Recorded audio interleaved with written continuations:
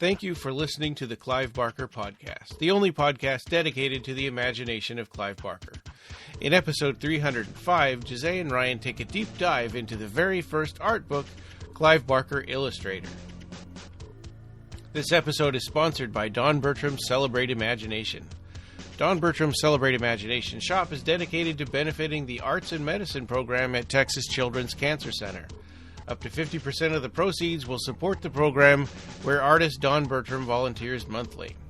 Don Bertram is a longtime friend of Clive and celebrates and continues to be inspired by his art. He uses that inspiration to help kids through the Texas Children's Cancer Center, and we couldn't be more thrilled to continue to work with him. There's a news feature video that shows Don working with the kids at Texas Children's Cancer Center and his artwork. Click the side banner at www.clivebarkercast.com to find links to videos and his Etsy shop where you can buy his prints, books, and support this wonderful program. Check out his most recent shared painting, The Clues, shared on our Facebook page and on his Etsy shop. Welcome, this is episode 305 of the Clive Barker Podcast. Good afternoon, Jose. Hey, hi, Ryan. Good morning to you over there in Fairbanks. You guys have started a cycle of 72 days of sunshine, right? Yes, yeah, that's right. Well, yes, which is awesome. We really want to start planting the stuff in our garden yet, but we never do it before June 1st because there's always a chance that it might freeze at night still. I've heard that the sun doesn't go down more than 6 degrees at night or something like that. It dips down, but it sort of goes in a weird spiral, and the sun doesn't rise in the east and set in the west like it does in the rest of the world. It's like the south. Then the comet of the Aberrats shows up at midnight. Right. Yeah, or the comet of the Second Dominion. Steve Niles lied to me. You keep saying 30 days of night. Yeah. It's not 30, it's 60, Steve Niles, you hack. When I met him, I brought that up to him. And and he said, well, 30 days sounds better. They would have died anyway, 30 or 60 days. How do they live in an attic for 30 days in the darkness? Yeah. Anyway, the movie just kind of glosses over that part. Yeah, it just shows cold. They had their heat shut off. Yeah, they would have frozen for sure. Yeah. Anyway, so today we're going to discuss an art book, another one. So yeah, it felt as entertaining reading this book, Illustrator 1, text by Fred Burke, an introduction by Stephen Bisette. It felt as entertaining and as educational as the Imaginer books for me. Yes, and it's in a different way. It's like you're reading two books at the same time in a way, right? Because you got, on one hand, you've got the illustrations that you're looking at, and you're reading all the captions that say the titles of them. But on the other hand, you're reading an interview that's not really referencing the photos or the sketches that you're looking at. So it's like you're reading two books at once when you go through this. And it's a really interesting interview. It is. There's a bunch of interviews here and quotes from Clive Barker and great introductions. This book that I have here, you sent me this copy, and it's a signed copy, and I'm so happy that you sent it to me. It's such a beautiful book. I want to thank you for sending me a copy of the book. I have the Illustrator too. I have to say, though, the dark stains on the top are from my iguana pooping on it. Oh. So and wait, when there's no stains in it? Oh, I don't see any there stains. aren't? Did you send me the one that iguana didn't poop on? Maybe that was Illustrator too. And Clive, I brought it to, this was during Sacrament, like 95. I brought it to get signed, and Clive said, "What happened to this?" And he pointed at the stains. And I said, "Oh, my iguana." Because at that time he would get so charged up with energy he could bust the top of the cage open and get out and run all over the place and poop on stuff. Wow. And so I started using Anne Rice hardcovers to hold the top of the cage down. Yeah. And but he pushed them all down on the floor, and he got out and he pooped on the maybe it was Illustrator too. What was his name? Aethnicus. And that's what Clive asked me. He said, "Oh, you had an iguana. What's his name?" I said, "Aethnicus." And I was embarrassed because it was named after that Nightbreed from the comic, from the Jihad comic. The little there were those twins, Aethnici and Aethnicus. Yes. Yeah. The two lizards. Yeah, so I thought, oh, this is embarrassing. You know, if I tell him the name, I'm going to have to explain what it's from because I doubt he remembers that. And so I just kind of said it really fast, like his name is Aethnicus, and then I went off on something else really quick. Okay, so he didn't recognize the name then. Okay. No. Yeah, this book came out in 1990. It's really wonderful. It focuses more on like his black and white ink sketches, right? Oh, yeah. This was my first introduction to Clive Barker's art, really. I mean, because at this time when this book came out, I had just seen Nightbreed, I bought Cabal, and I bought the Books of Blood, and I was starting to want to collect everything that he had. And this was the first time that I knew that there were alternate covers for the Books of Blood that he painted himself. Other than, what I had were these little paperbacks that had, like, Halloween masks with gummy worms on them. Sure, yeah. And that T-shirt of the demon putting out his eyes. Right. I bought that. That's a bootleg that I bought at a comic book convention in, like, 91. Yeah, like you said, so Stephen Bisette talks about that in the introduction. He mentions that Clive Barker broke into the scene with the Books of Blood, and then... they were like, "Oh my God, this guy can write." And then he kind of describes a little bit what was going on when he started breaking out in the UK, and then the adaptations of Underworld and Transmutations and Rawhead Rex. I'm sorry, and then Hellraiser, which really put him on the map. But he says this tome is dedicated to only one facet of Clive's work, his artwork. And there's all these like amazing sketches throughout, and some things that Clive said, and that Clive was influenced by manga. For example, he has the Oriental influence is self-evident to an artist, and Clive readily admits to his fondness of the Japanese manga, which I'm sure you will also like. Well, and when he says manga, there he's talking about like 1800s paintings. Yeah, right.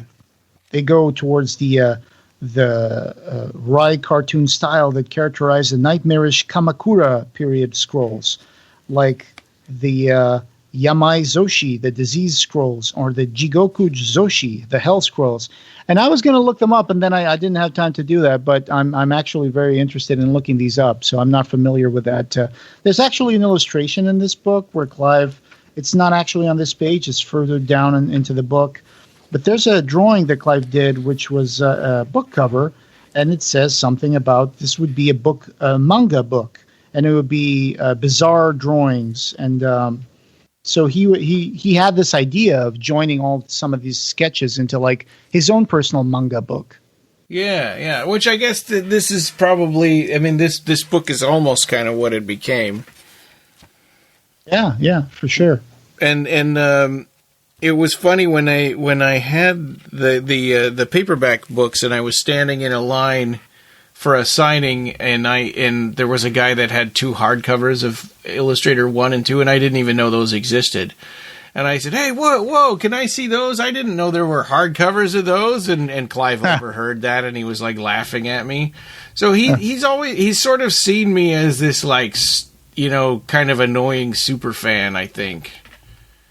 Well, I mean, because he likes people who have their books with the creases in them and bookmarks and dog-eared and all that, and here's this person who wants to take care of his books and collect them all and stuff, and maybe he doesn't. I don't know. I don't know if he ever really took me that seriously. Well, of course he did. I mean, it's people like you and me and other fans out there, and people who collect his work and love his books. They keep buying. Who do you think is going to buy the 25th anniversary edition of? Wait, it's not the 25th. The Magica anniversary edition, and pay $5,000 for that book. I mean, it's super fans. Yeah, super fans that have $5,000 to spend on a book. Yeah, instead of a used car. But the $200 edition and stuff like that. I mean, there's a lot of people out there, and it's not going to be just a guy who never heard of Clive Barker. It's going to be someone who enjoys his work. Yeah. And like I said in the previous episode, Just like there's deluxe editions of the Bible, now there's a deluxe edition of the Imagica book. And these are the people who become vectors for Clive Barker's work and who, help spread the stuff like we've been doing for almost 10 years now. Yeah. Yeah. So be proud. Be proud. All right. Be proud of your nerdiness. Yeah. I know sometimes, artists have a tendency to like poke and prod at fans and stuff like that and be like, look at this guy. He's such a nerd. Well, but at the same time, to a subconscious level, I'm sure they're flattered by it. And they're like, yeah, these people keep me in business. Well, Gwar has a name for their super fans that are annoying. They call them bohabs. They're like habitually boring. And so like, I tried to get to the party, but I got totally bohabbed on my way out the door or whatever. You mean somebody runs up to him and starts talking to him or saying, look at my rare hoodie, or whatever in stuff like that. Yeah.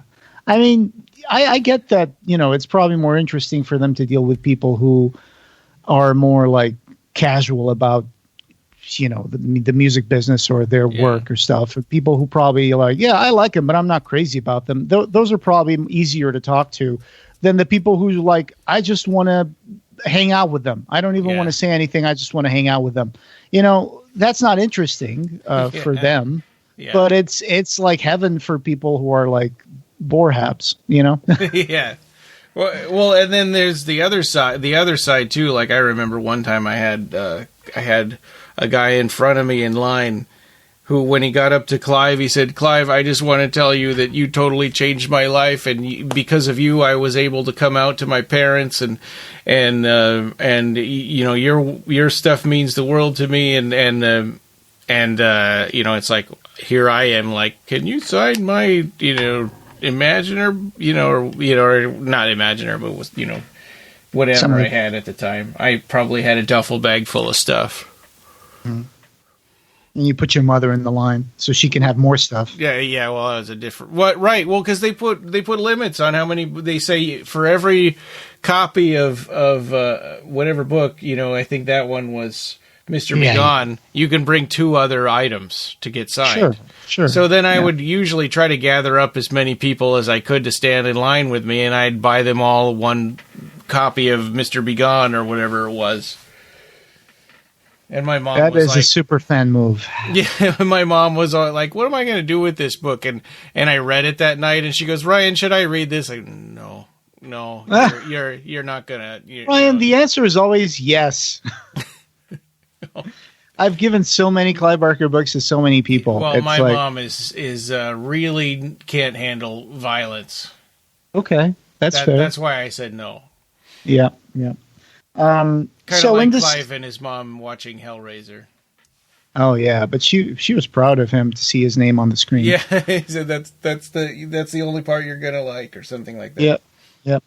But so this introduction here by Stephen Bisette, he brings up all those elements that we've also seen mentioned in Imaginer, and we've also seen it mentioned by other people like Marcus, and when he was talking to us and stuff.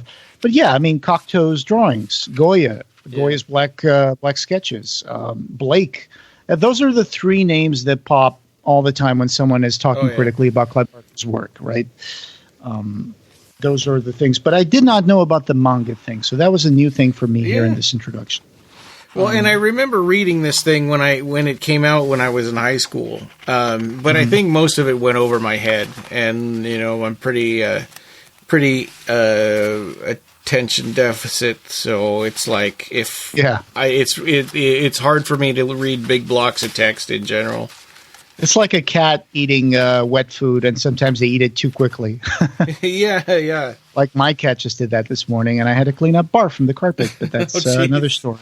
Yeah. But it's great to go back to these things when we're doing these episodes and be able to read them again, because we have a different layer of understanding to some of these things now, and we have more experience and more wisdom into some other things that we've branched into in the meantime and help us understand a little more. Like, I was always a big fan of Hokusai, the Japanese artist who did the wave that everybody has on their own cases or notebooks or whatever.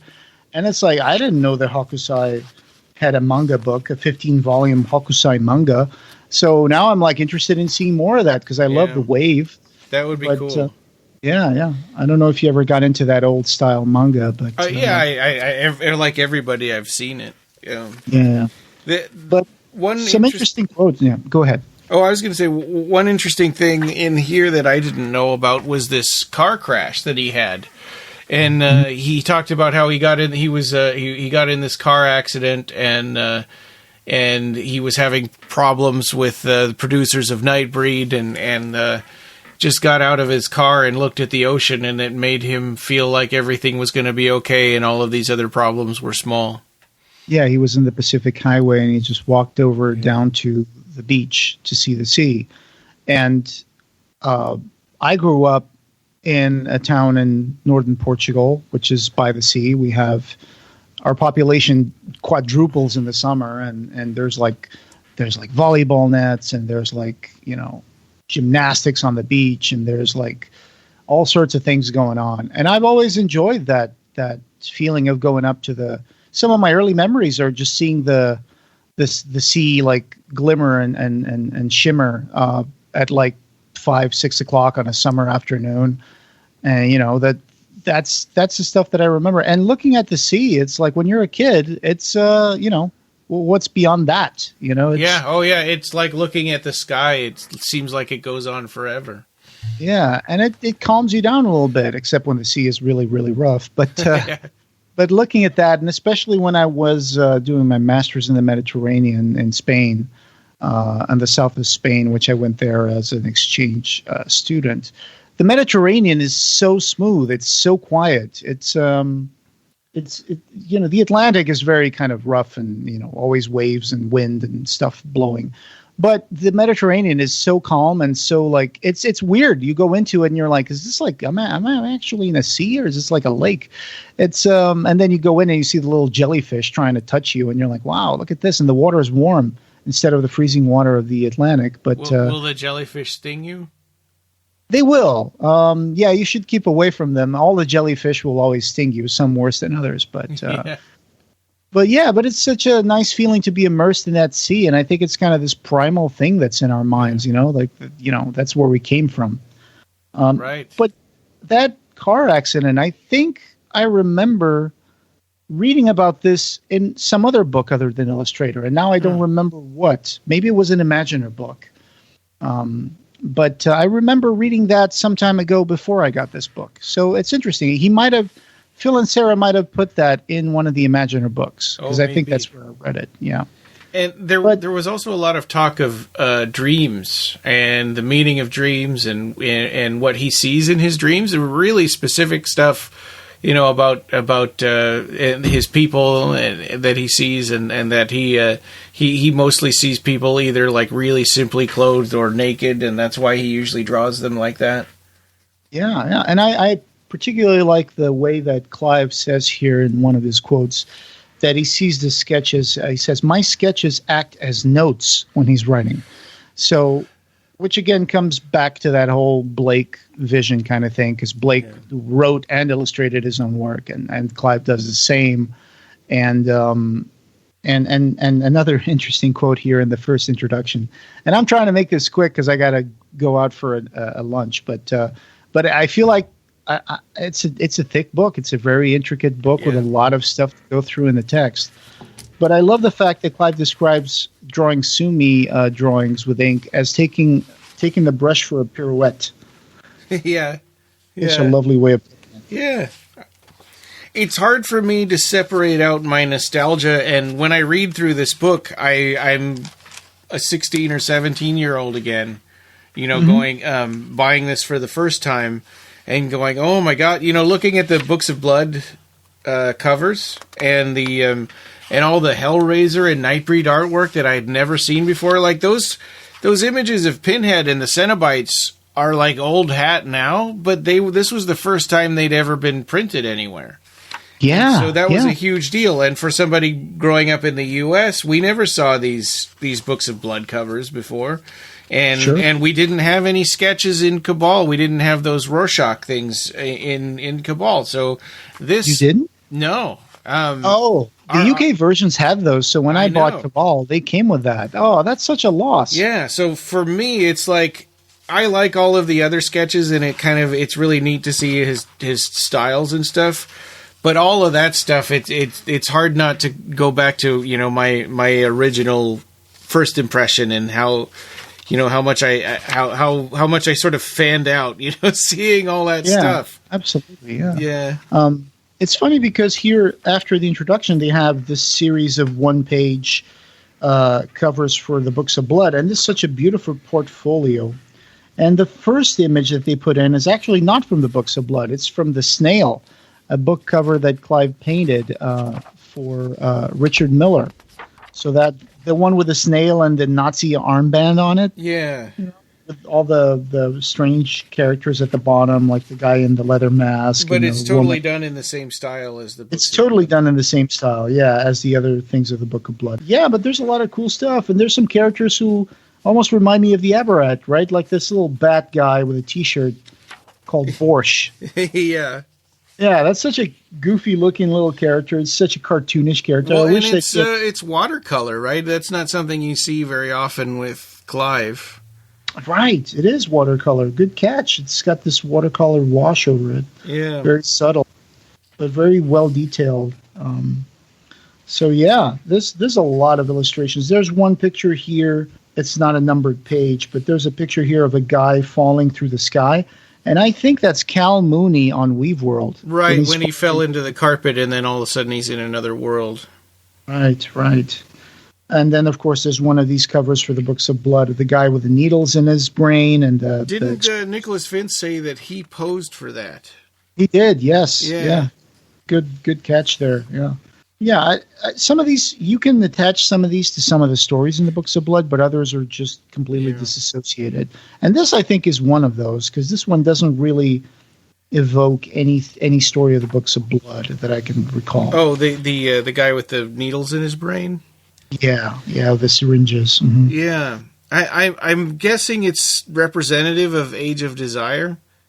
Oh, good catch. I think because of the drugs in his system and then there's the phallic stuff over all around him. Yeah, and there's the wall and probably with a hole in it. Oh yeah, right. For years I never noticed that, and now you've been the first one to bring that up to me. Thank you. Yay! All right. Because you got the Madonna, which you have the girl with a little weird creature in her arms, and you have the Marilyn Monroe, which comes from the story in the movie theater. Yeah. Son of Celluloid. Yeah, but this one is Age of Desire for sure. Yeah. And it's like almost like his body is disassociating into these flowery genitalia shapes. So yeah, I finally understood. Now I feel dumb. Probably everybody is saying that, yes, of course it's the Age of Desire, Joe. How did you never notice that? Oh, no, I don't know. This one with the hair that's got the bodies in it, is that Jacqueline S. or is that the what is that? The Age oh my gosh, The Life of Death. While you were checking that book cover, I did talk about this, and I thought it was Jacqueline S. But now that you mentioned The Life of Death, I'm ambivalent about it. Huh. I mean, she's got like skull earrings, and there's like a hellscape all around her. Yeah, it's like a desolate, like post-apocalyptic thing, yeah. And she's got what look to be like corpses in the throes of fever and death. So it might be The Life of Death. It might be also a representation of both of those stories. Yeah, so, that's probably what it is. Is it's both. Because she can turn people into a suitcase or rearrange people's bodies, and that's kind of looks like these is going through these people. And for people who don't have this book, this is your chance to see in detail these amazing book covers, because these are bigger in the page than they are in the actual books. There's a lot of paintings between this article and the next, and some of them are very interesting. Like you have the Tetrarch, these weird creatures with a giant head, and their bodies are kind of like insect in appearance, almost like they have multiple limbs and stuff, and they're just kind of hinted at with broad strokes. I wonder what these were for. I wonder if these had to do with any stories that he was working on that he never really finished. Yeah, or Cabal. Yeah, that could be it. So, yeah, really amazing stuff. These are pretty much the only color pages there at the beginning of the book. Yeah. And there's another watercolor there with Clive making looks like a winged monkey. And then we go to another introduction, which is... Well, this one I think is one long interview, like this that goes the entire length of the book. That's true. Yeah, that's probably Fred Burke stuff. By Fred Burke, yeah. So I think we had the Stephen Bisette interview that went all the way up until the Books of Blood paintings, and then it's Fred Burke interview after that. Yeah, they pick up at the beginning. They talk about plays like The Secret Life of Cartoons. That was one of the breakout plays that they did with the Dog Company, and then the Books of Blood. And this book still feels like it's a bit of almost an introduction to Clive, right? It's like, hey, this guy, this is what he's done so far, and this is where he's going, and these are the visions that he has in his head. And it was totally aimed at people like me. I was like a new fan trying to, devour everything, and this was giving me sort of his life story and his artistic vision, and telling me about his plays, and that he did the artwork for the plays. Mm-hmm. And came out in 1990, so just a mere, 40 years after Hellraiser.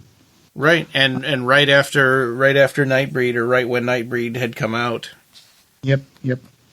And they talk about his awards, talk about the Damnation game. They have illustrations here. They have that proto illustration for the Jacqueline S. book, which also has a woman with a gigantic amount of hair that has those figures in it. Yeah. And it said Clive Barker's Books of Blood, Volume 2. And, of course, the Minds at War illustration where there's the two guys and their heads are little cities at the top. They keep throwing missiles at each other. And that became a cover for one of the Imaginer books. And this article goes into that experience of Clive doing movies, because at this point he had done Nightbreed, like you said. and so he says that drawing is the most basic of the artistic activities I'm involved with, and film is easily the most complex. And then he talks about how a movie is more layered and more it's more of a group activity than drawing. Yeah. Drawing, especially when he did those sketches in people's books, he can do one in like 10, 20 seconds. And it's like, that's it. When you're done, you're done. And that's it. There's nobody coming in saying, I don't like it. You need to do this in red and go do it all again. Yeah. The idea being that the more, the fewer people involved, the less complex it is, and that he can have a figure, have a completed work done in a minute, with a sketch. And also something that this book brings up, and especially in that first introduction that we talked about, was that Clive's art is a little confrontational in the sense that all his characters are always kind of looking at you. They're about to do something, or they just did something, and they're looking back at you like, see what I did? Yeah. And sometimes they're inviting you to join that world, right? Yeah, there's that allure to escape. It's like in which is a theme in all of his stuff. I mean, in the Books of Blood, there's always this sense of like escaping into something magical.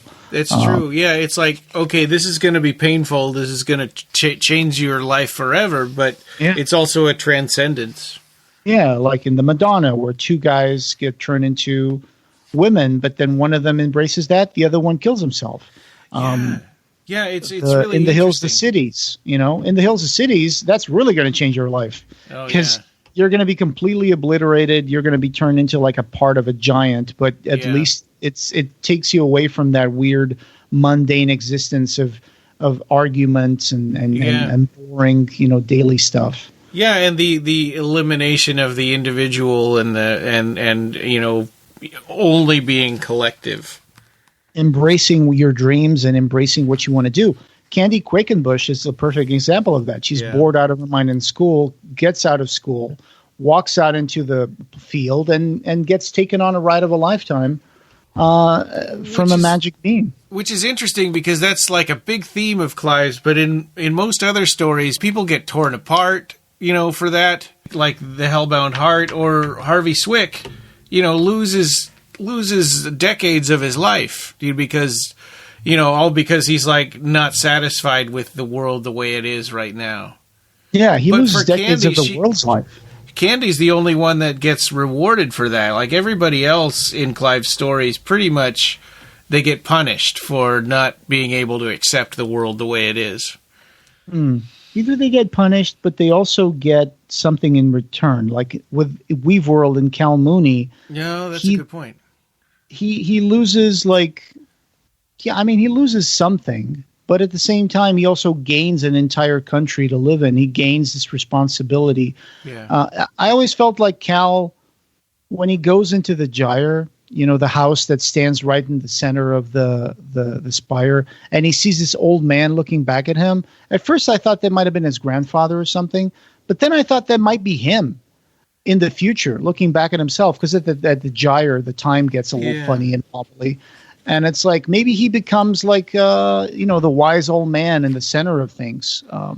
It always brings that sort of like responsibility and power to the characters that makes them transcend who they were, like their boring lives. Weave World is another good example. Another example, kind of like Abarat, right, where they're opening up a new world and becoming a better person themselves. Yeah, you lose the banality of the world, but you gain the magic of the world. You gain that responsibility of knowing what's behind the curtain. But Frank's not like that. I mean, Frank is just selfish, right? I mean, he's one of the bad guys where evil is always undone by their own appetite. Yeah. Like if your character has good intentions, he will be rewarded. But if your character has bad intentions, then he will come to the realization that he didn't deserve that knowledge, and that knowledge is going to come with a price that's going to cost him a lot. Yeah, they bite off more than they can chew, like the Jaff, right? I mean, the Jaff thinking that he's going to control everything, he's going to do the art, and it tears all the flesh off of his hands just trying to open the portal. Yeah, he does not have the understanding of what he could do with that power, so he misuses it, and he suffers for it. Yeah. Which is, to say that, is there a proper way of using the art? I mean, Fletcher became part of the art, right? I mean, he just disappeared into it. He let himself be burned by the magic of it, and he becomes a part of the whole. But for Jeff, he wanted to play with it like a kid plays with toys, and he finds out that you can't do that. And that's interesting because in those books, we have two, or that I guess mainly the first one, we have two evolved characters, right? And one of them is selfish, and the other one's not. So that's a really good illustration of what we're talking about, because one of them sort of evolves to the point of transcending human life. And the other one is wants to stay grounded and use it for his own personal gain. Yeah, I mean, some of the first words that Fletcher says in the Great and Secret Show after he's been touched by the Nuncio is, "Will I be sky?" He's looking out at the sky and he wants to know if he will become a part of that. Whereas the Jaff, I think that the Jaff, he's looking for knowledge, but he doesn't know why. He just wants to know. Almost like Dr. Chenard. He wants to see, he wants to know. But he doesn't understand what's going to come with it. He doesn't understand what to do with that. He just found a mystery and he's just pulling the thread out of it to see where it goes. Yeah, at all costs. I mean, that he stabs his supervisor in the eye just for asking about it. Yeah. So absolutely, when you look at all this stuff, all these sketches in an ensemble, and I was telling you this by message last night. Let me see if I can bring that up, the message that I sent you, because I thought that was an inspired moment. Yeah. I read that and I thought, oh, this is good. I want to save my response for the podcast. Yeah. So I said something like, when I leaf through this book and all the drawings inside, all these visions, it's a bit too much to see all of these characters and all this otherworldly stuff. And I said, Clive makes these to get them out of his mind, but we get this book and we take them in a distilled, concentrated form. And these pictures aren't ready to digest or log. They want names, they want stories, and they kind of demand things of you, of your brain. Yeah. So I understand how this can be both a burden and a blessing. So that was what I told you. Well, and that kind of for me, that kind of goes back to what I was saying about this is a lot to take in, and for me, I sort of find myself going back to the the stuff that I can connect with more, the books of blood and the Cabal and the Hellbound Heart stuff. Mm-hmm. But there are there's amazing artwork in here, and you do want to know the stories of what is the deal with all this stuff? Where do these people come from?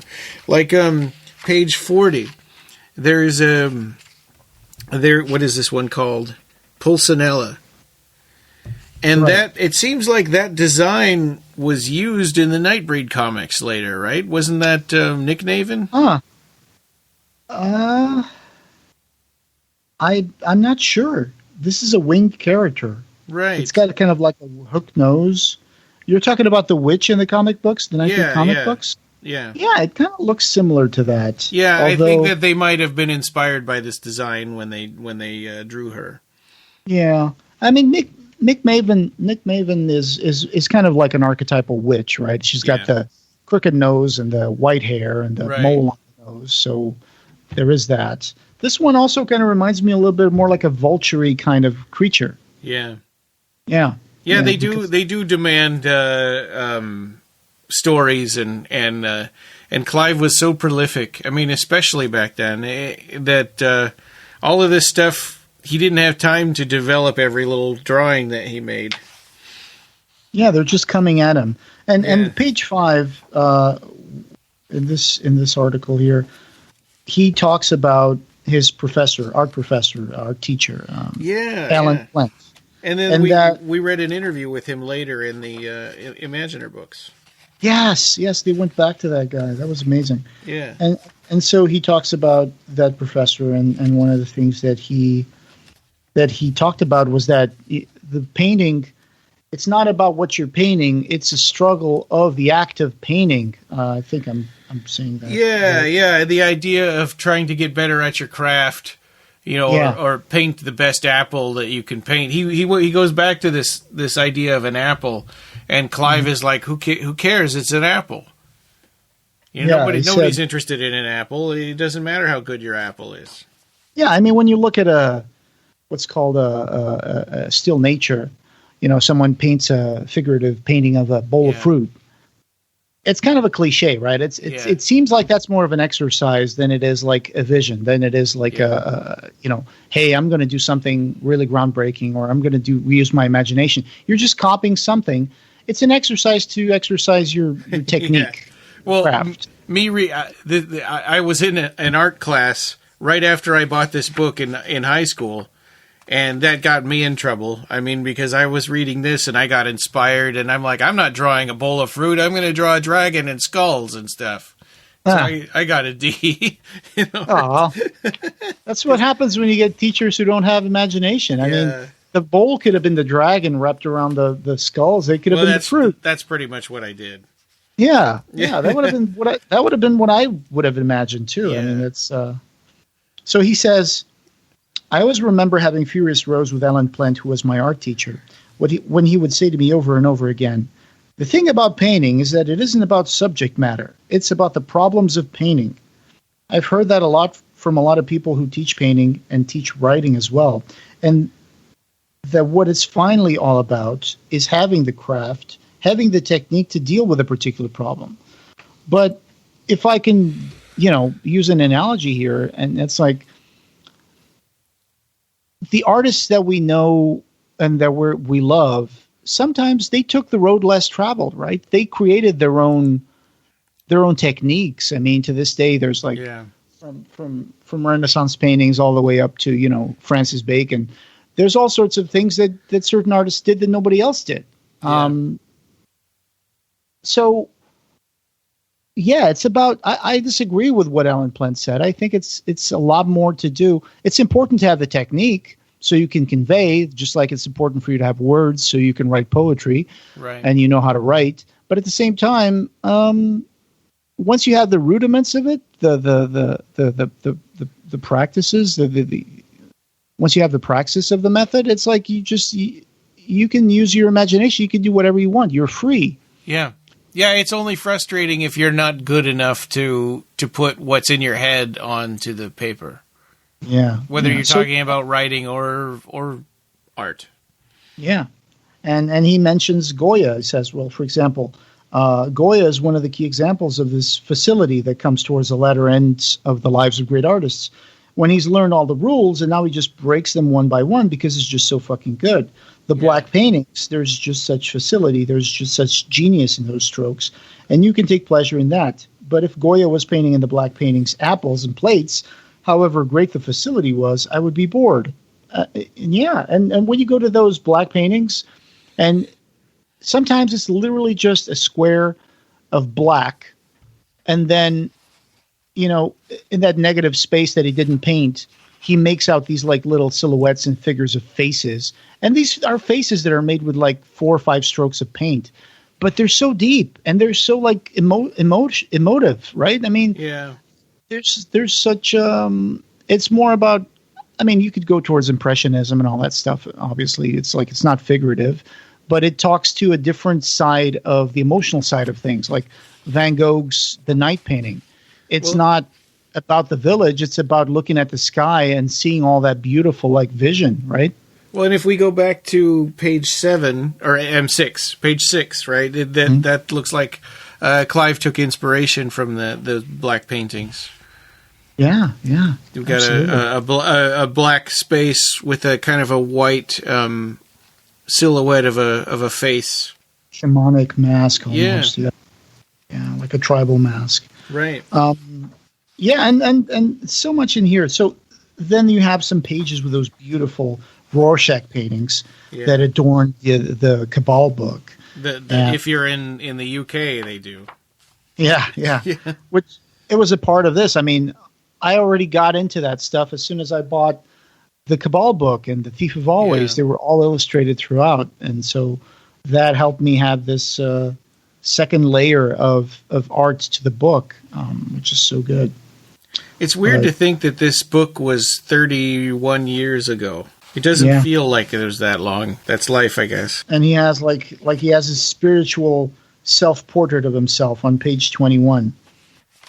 Is this the one where he's hugging his knees? No. Oh, okay. Yeah. On the right side there. He's staring right at you. He's got those almost cat-like eyes, and he's got this spiky hair, and he calls it the spiritual self-portrait. So that's a gorgeous, display of technique, just with like black ink and the brush. And I like Boy with Wings on the opposite page there, because his upper arms are normal, but then the forearms to the hands turn into these kind of vestigial wings. I mean, I can't imagine you could fly with those, but yeah. And there's a lot of winged characters in this book, this goes towards that interview that he did with Mick Garris recently on the Postmortem podcast, where he mentioned seeing the man they call the Birdman. Yeah, he talked about that in way more detail than I'd heard before, I think. Yeah, when the last performance of the Birdman, where his wings broke and then his parachute got stuck in the wings, and then he was jumping with a wingsuit, and then ultimately he fell down and he died. And he was there with his family, and he saw this happen. Because the guy, they didn't have the money to get in, so they were way out on the outskirts, which is like right where this poor guy fell. Yeah. And so in some ways, there's a lot of people here. There's even this funny painting called the Birdman of Arizona. Yeah. What page is that one on again? That page is on page 49. Okay. Page 49, there's a character here on the side, and he's called the Birdman of Arizona. And it's just a kind of chubby-looking guy, a naked man, and he's got his hands, behind his back. He's like holding his hand behind his back. And his head is like a dove's head, Yeah. And it's funny because when I talked to Clive, the first time I spoke to Clive on the phone, and he asked me, well, where are you? And I was like, well, I'm in Chandler, Arizona. He's like, oh, Arizona.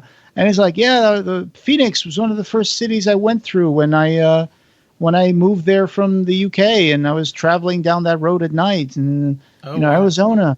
So yeah. So I wonder if he stopped and there was something here that he was inspired by in Arizona, or a trip to Arizona, or whatever he did, or maybe he never even connected this to Arizona. Maybe it's just the name. Yeah.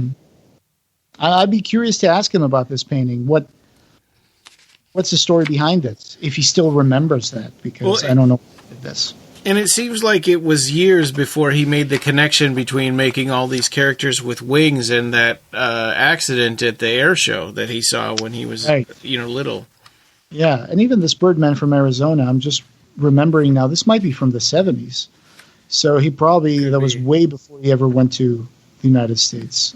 So I don't know. But there's some really amazing, like some of my favorite illustrations are old illustrations that Clive did. One of them is on page 22. It is called Dog. And I'm assuming this is deeply connected to the play Dog from the Dog Company, because there's Clown, there's a man dressed as kind of like a Commedia dell'arte character, and there's a man with a dog's head. And it almost represents the three different spiritual facets of the human nature, right? Because there's the clown on the left, there's the wise man praying with his hands together and his eyes closed. He's like meditating on the right side. And then there's the bestial side. There's the dog, the werewolf, holding a knife. So in the center.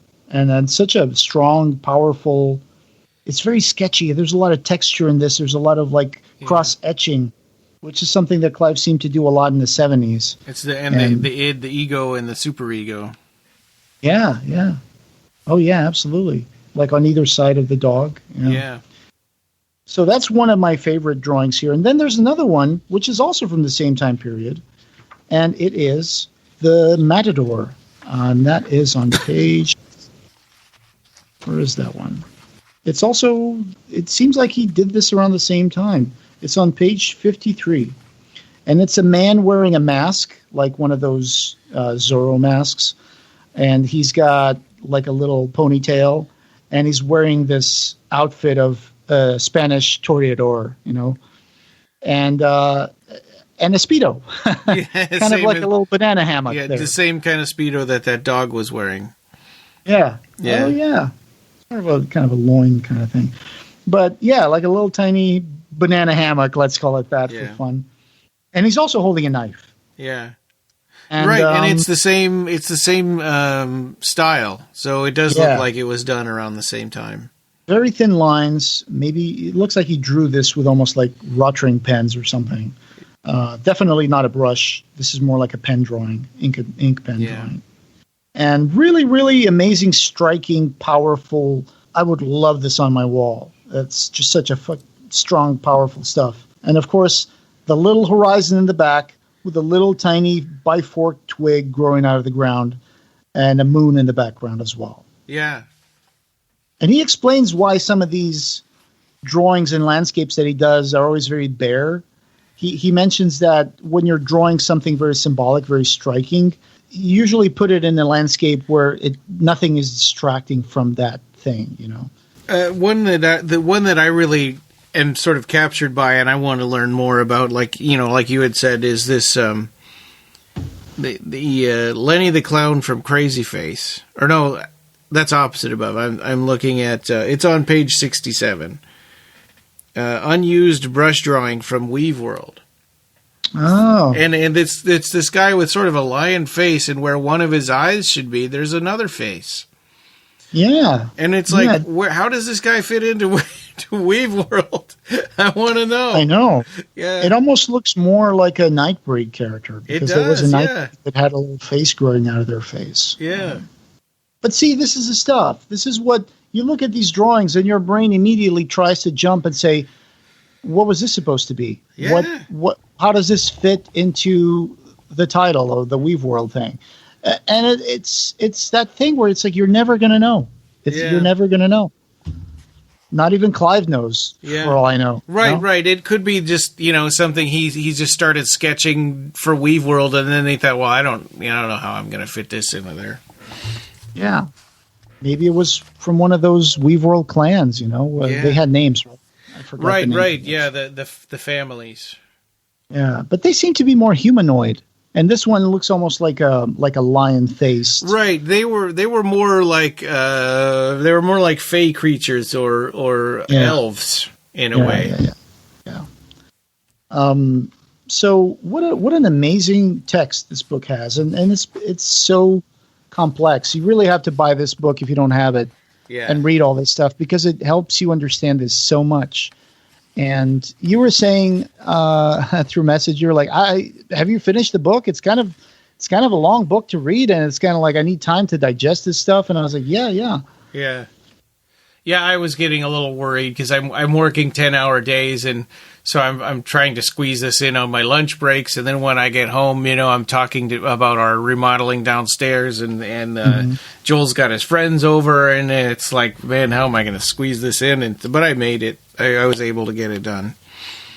Yeah, there's a very cool quote here from the text. It says, "To look at the many facets of human experience and find amidst the complexity a unified whole takes more than simply viewing the world as a playground for unique individuals, each expressing a singular personality.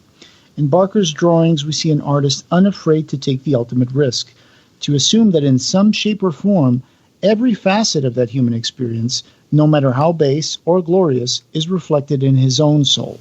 If you go to page 70, it's Boo. That's the one that I got you on the wood sketch, or the from the Alaska Bowl Company. Yeah, the burnt sketch into the bowl that you offered me and Sarah in our wedding. Yeah, that was still on display. It's actually in our kitchen now. All right. And on page 30, you see the one I was talking to you about earlier, the book of black and white speculations, manga, and then he has off the wall bizarrity. Yeah. So I think he was making like a little dossier of some of his sketches that were themed for like this manga book, and then he just put them all together and made a cover for it. Oh wow! Yeah, I don't think I noticed that before. Book of black and white speculations. I would totally buy this.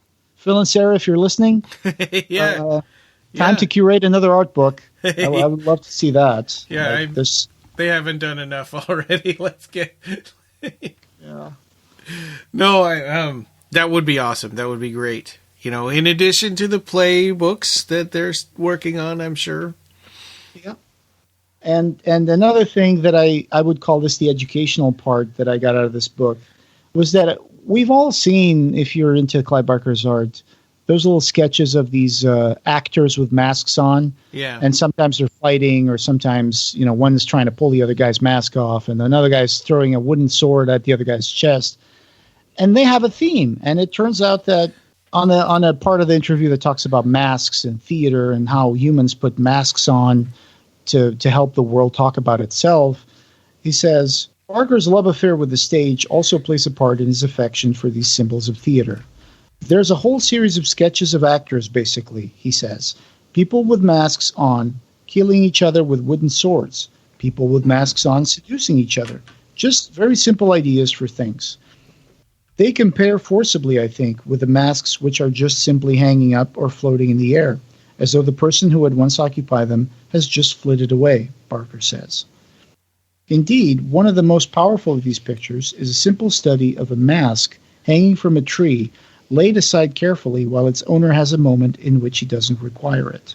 Yeah, now I can start summoning all these like images of people with masks in my mind that I've seen in Clive Barker's work, and understand that these were all related to this idea that he had, to this sketches of actors wearing masks, and somehow it relates everything to his experience in theater and the theme that he's trying to show. And then sometimes you just see them isolated in art books here and there, but like there is kind of like a thread that pulls these things together. Yeah, and sometimes the masked characters are harlequins, right? Sometimes they're clowns, and sometimes like you just said, they're actors. Or shamans. Yeah, right, yeah. And there was there's a passage in here, and I don't remember where it was anymore. I didn't mark it, but where he was talking about masks, and that there was this weird sort of opposing duality of the purpose of the masks, where on one side, sometimes it's so that you can hide who you are and be somebody else. Sure. So you're repressing, but you're also you're also doing the opposite of repressing, because the mask gives you permission to do whatever you want because you're somebody else. Right. Which is also part of the essence of a character in the theater. Yeah. Yeah, right. In some of these sketches that he does, he also goes on to some of these creatures that come out of his mind. He says, by trying on masks, people experiment with who they are and who they want to be, free in the knowledge that they can turn back at any time. It's just like, like Carnival or Halloween, where you can put on a mask and go outside and you'll scare people that you never would approach in the first place when you're a kid. You'd be like, boo, jumping out of corners and scaring people. Yeah. If you do that the day after Halloween, it's not as much fun, and people go like, you're weird. Yeah, exactly. But you have that permission to put on a mask and be someone else. Like, you can be whoever you want. You can cosplay as, like, I want to be John Mischief. Just put a bunch of twigs on your head, make little paper mache heads, and go out and do something. I had a period in high school where I would wear a Grim Reaper robe with the hood over my face and just walk around school like that. These images of transformation are, for me, ways to draw characters that are exploding out of their condition into something else, becoming something else, dissolving into something else, Barker says. There isn't rage in the drawings. There's an awful lot less anger in the drawings than there is in the fiction. When there are images of constriction, they tend to be very strong images of constriction, and then there is an eruption from that constriction. There are a lot more images of peace, or at least the possibility of peace, in my drawings than there are in the fiction. So yeah, some of these characters are sitting down, they're laying back, they're relaxed, they're looking at you. They're like, hey, here I am, this is who I am, right? Yeah. That sort of reminds me about when I was, because we had that trivia contest, right? And Dr. Sorkin Eline was the winner, so I had to ship out one of the Imaginer books. And so the person at the post office said, saw that it was from the Clive Barker podcast on the thing, and she said, "What is this?" I said, "It's a book." And she said, "Okay, what kind of a book?" I said, "It's an art book." She said, "Okay, well, you can't send violent, gory images to the UK." And I said, "It's an art book." And she said, yeah. "But you can't send violent or gory art to the UK. It's against their rules." I said, "That's crazy." She said, what kind of art is it?" I said, it's art. And she goes, "Well, because like comic books and stuff that have lots of violence are not allowed." And I was like, "That's insane." I don't know, how many times do I have to tell you that it's like, oh my God, lady, just ship it. Yeah. But there's this weird. It's this weird sort of like, I don't know. There's this weird sort of judgmental, and like, who is she or anybody to say like that this is too violent for customs, or I don't know. It's just it's their sketches or paintings. I guess I understand that. There's these like rules and laws that were put in place where it's like to protect from against like adult comics that have sexual violent depictions of all sorts of things like some stuff that you would find in Japanese like doujin and stuff like that. Yeah. So that's illegal, and that was made because they want to protect the children. And it's like, we can't let children grab this. We can't have this stuff like being shipped willy-nilly. And again, it's, I don't know, man. It's like there's some things that seem to be good ideas, but this is just kind of not. Yeah, and I suppose it's a good thing that she knew who Clive Barker was to some extent to make that assumption about this book that I'm sending. Because a lot of times, people don't know who he is and they just let it go. That's what happens most of the time when I ship out stuff like this. Mm-hmm. But so this person actually knew enough to know that he's been responsible for some horrific, works, and made that assumption, I guess. Yeah. Well, like you said, I mean, it's art, right? I mean, it's just art. Art doesn't hurt anybody. Art opens people's minds, and it's like, this is not pornography. There's a difference between pornography and art, and which is the intent. Is it titillate or is it to, elevate? And Yeah. I mean, but in Barker's art, sometimes I honestly never saw it as titillation, to be completely fair about it. Yeah. I don't know. Maybe some people do, but it does drag like taboo subjects out into the light. It skirts the line, Yeah, I guess. yeah. You could say it sometimes skirts the line because there's a lot of drawings in this book that are penises. There's no way to go around it. There's penises. Yeah. There's genitalia. There's vaginas.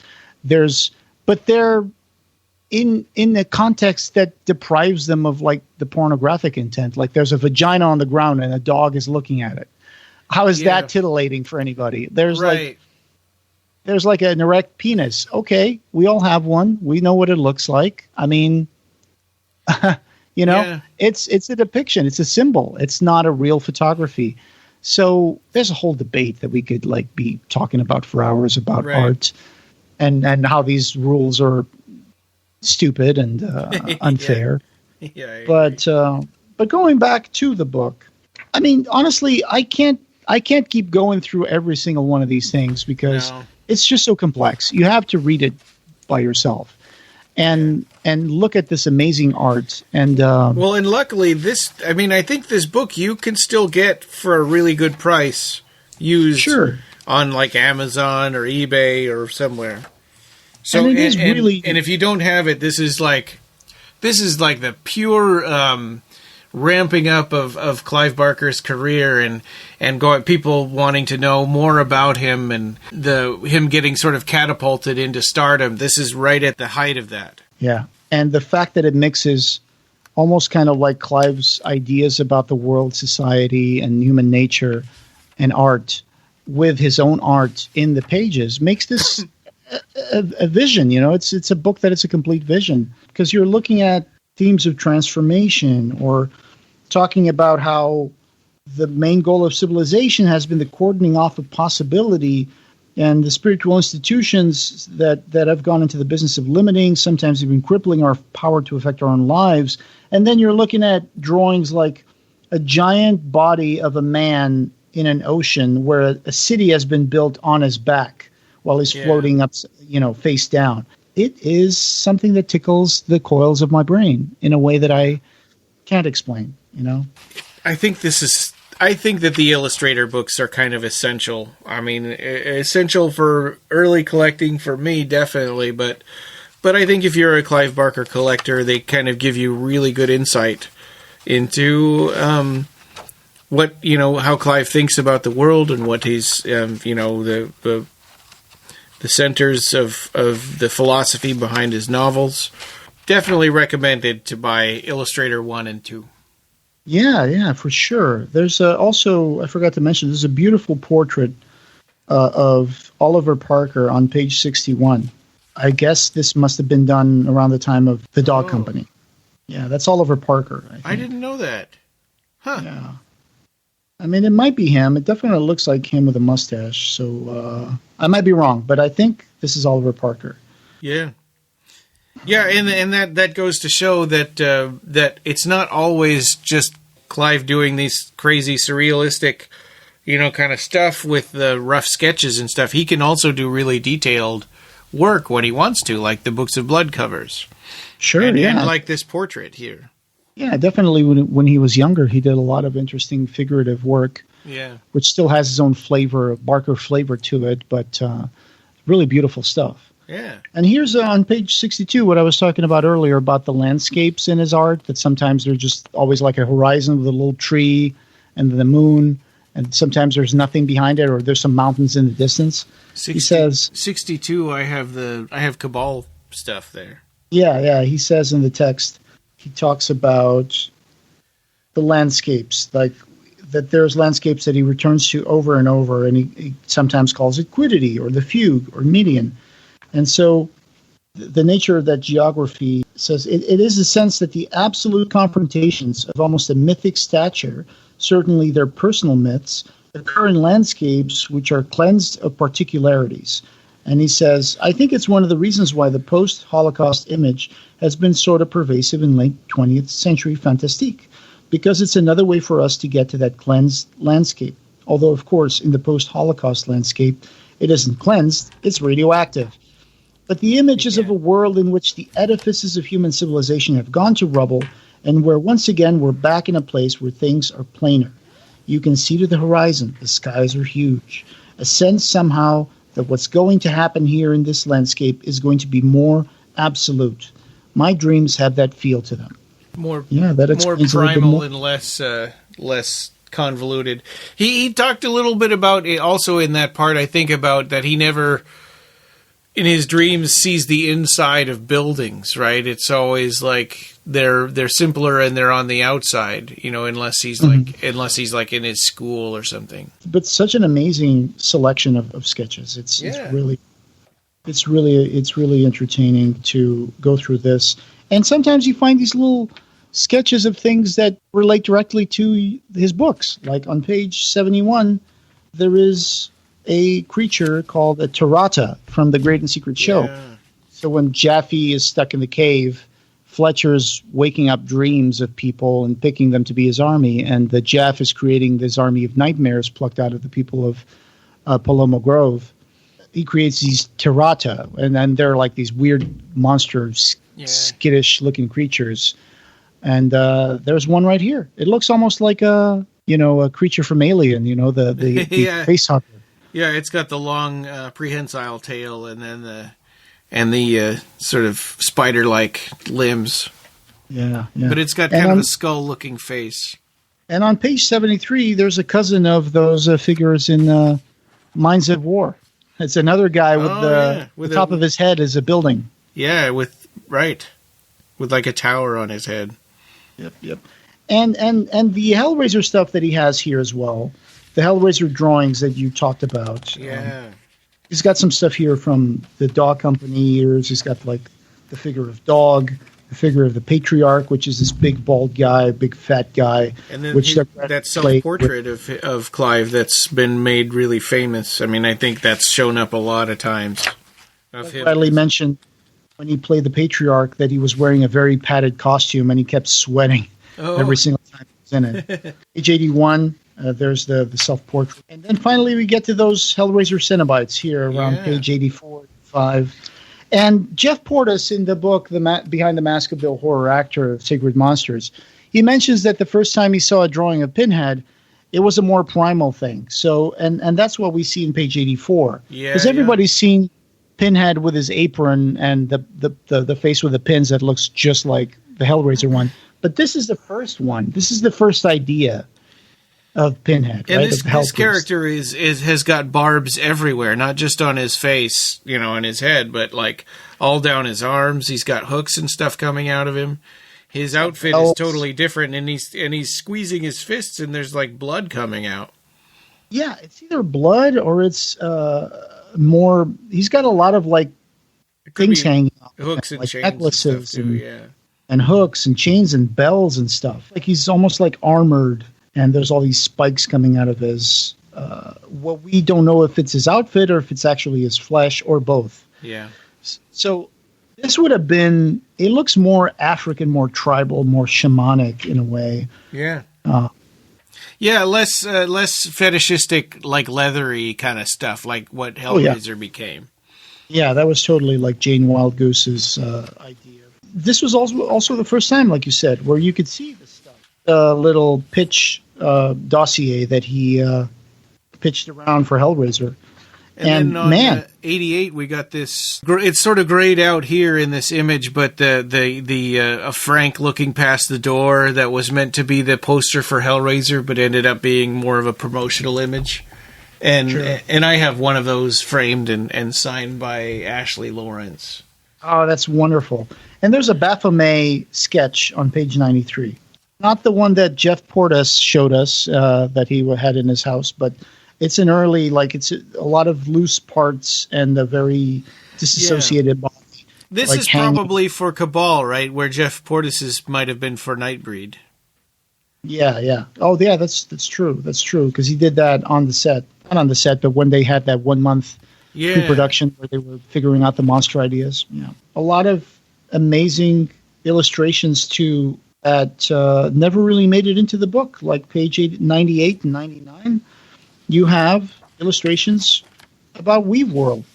One of them, I'm assuming it's Susanna and the menstruum flowing out of her eyes and mouth. And you have this little kid next to a tree, which she could be a member of one of the tribes of the Weave World. I don't know. Yeah. A little child, it's right? interesting because Weave World was originally a children's book too, so that it may have something to do with that. Actually, a drawing said Susanna becomes a dragon. So this is so good. I mean, you really have to read the book. I read Burke's books on Clive Barker.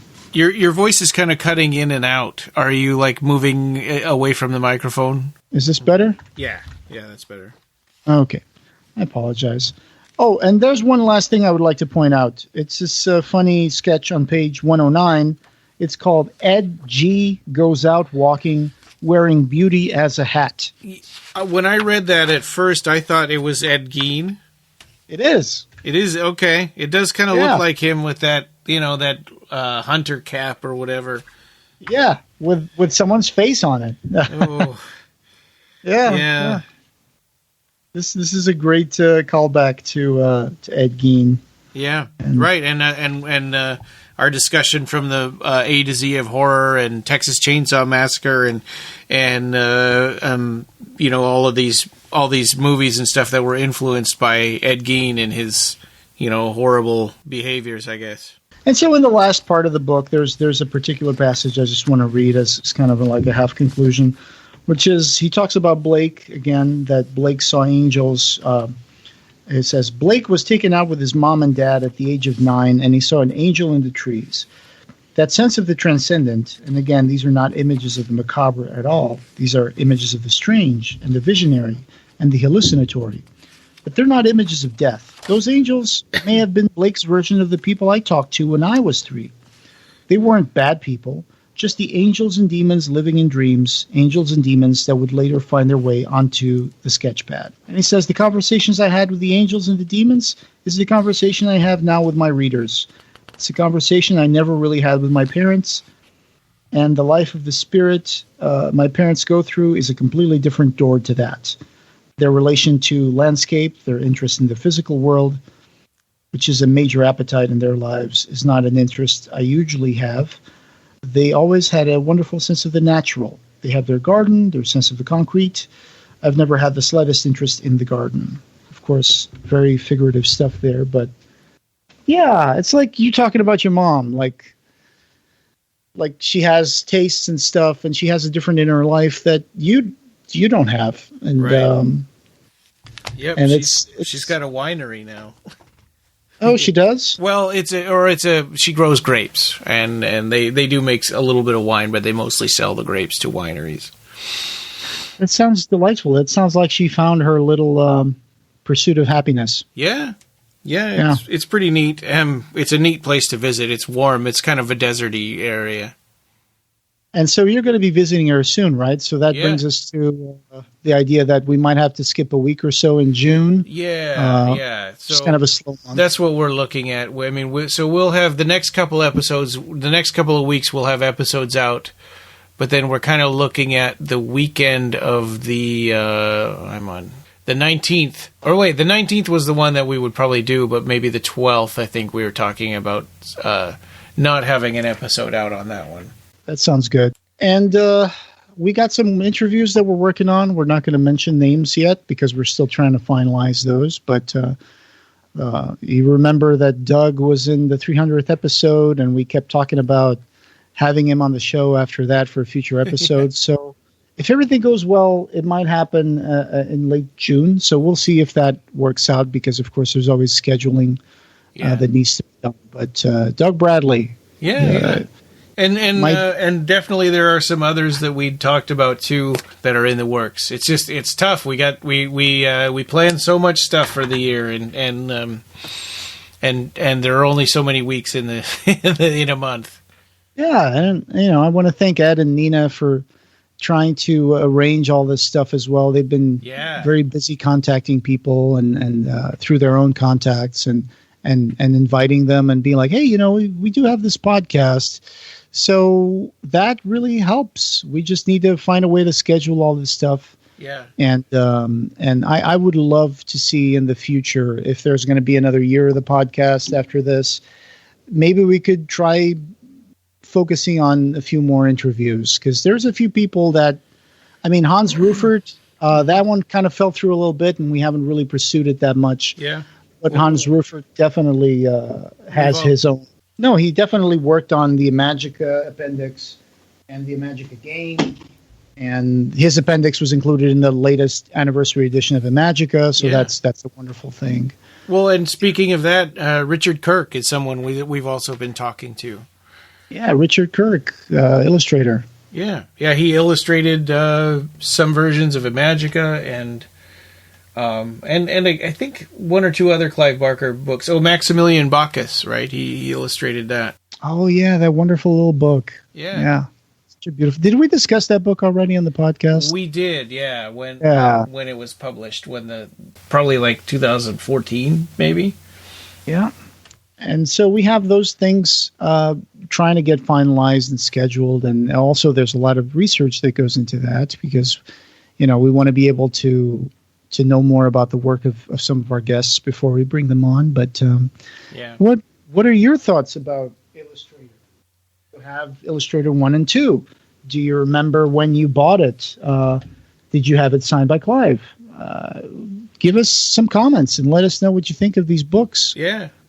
Yeah, and if you ever have any ideas for the podcast, or you've got comments you want to put in there, you can send us a voicemail through our website, or contact us on Facebook or Discord or Twitter, however you want to do it, and we'll get them in there.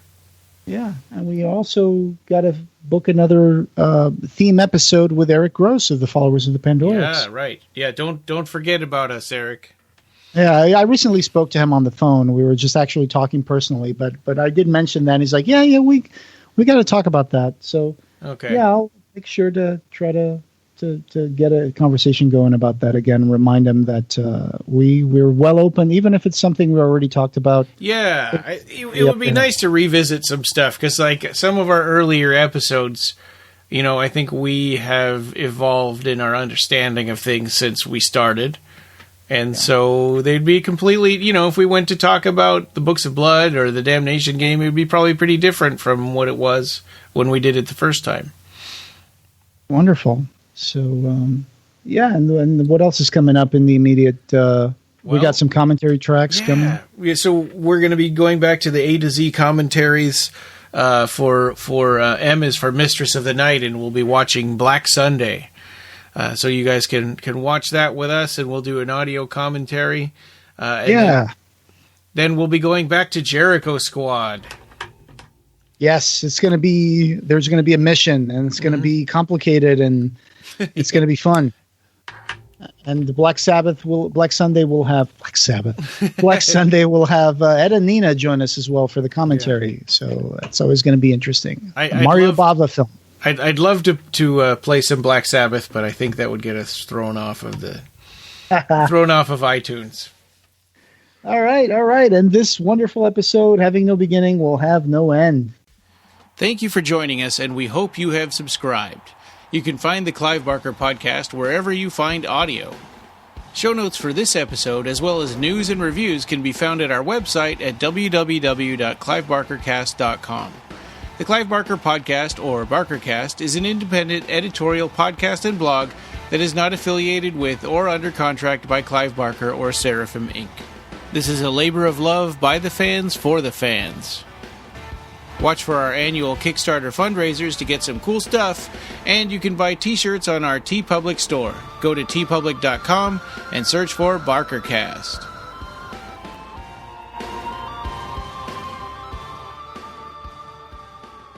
Thanks for listening.